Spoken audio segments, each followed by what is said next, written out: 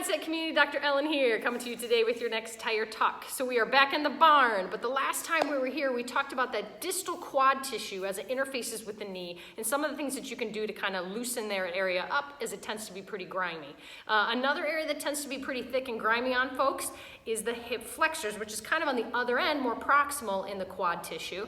That area tends to be very tight because we sit too much in our society. It's no shocker that we sit while we eat our breakfast, and then we sit while we drive to work, and then many times we sit too long at work or at school. Then we come home, we maybe have a little bit of activity in the afternoon, and then we end up sitting again while we're watching TV as we're ending our day. So ultimately that area is in flexion or in a tightened state frequently throughout the day, causing that muscle to be in a shortened position more often than it is lengthened, okay? This is really important because if you can't achieve full hip range of motion, you're not gonna have normal gait patterns, normal spinal movement.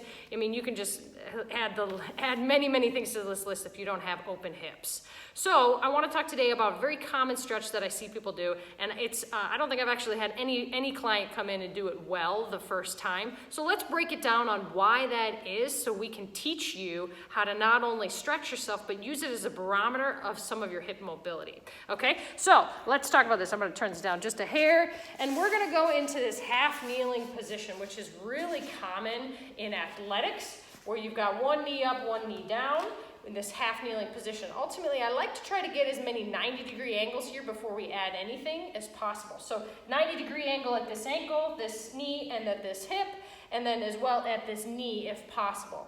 Now, if you look back, you might see that your foot is kind of crossed over. We want to try to get that leg in as much alignment as the thigh on your front leg. So everything should be shooting forward. My hip should be shooting forward, my thigh, the angle of my shin down here. That's something to really align yourself in a neutral position before we add any sensitizing factors, okay? So level one here, you're looking at it. You might have a stretch just getting into the start position. And if that's okay, I just want you to work on your diaphragm breathing here, nice and slowly for about 2 minutes on each side. Okay?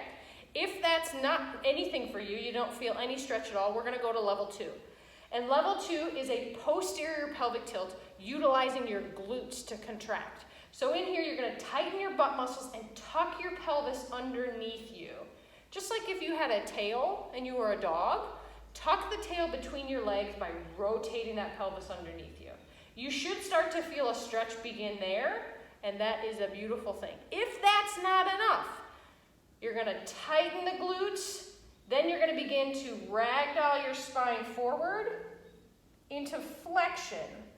Now a lot of people go, that's crazy. That shouldn't be that because you're adding flexion. You're actually adding lumbar flexion or spinal flexion. You're not actually adding hip flexion. So the key for that is really holding that glute tuck. Hold that, hold that, hold that. If that's not enough, begin to concave your spine inward to try to get even more of a stretch of that tissue. So this hip flexor complex, part of it attaches at the spine.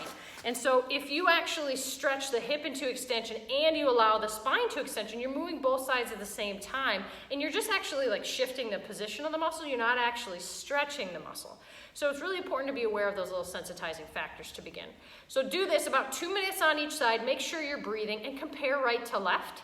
And if you do this 4 or 5 times a week, I guarantee you'll see amazing changes in your hip results. The key is consistency with your frequency of doing these as well as the quality of the movement. So hopefully we've taught you how to do the quality piece. Now go do the consistency. All right, we love you more than you know. Have a great week.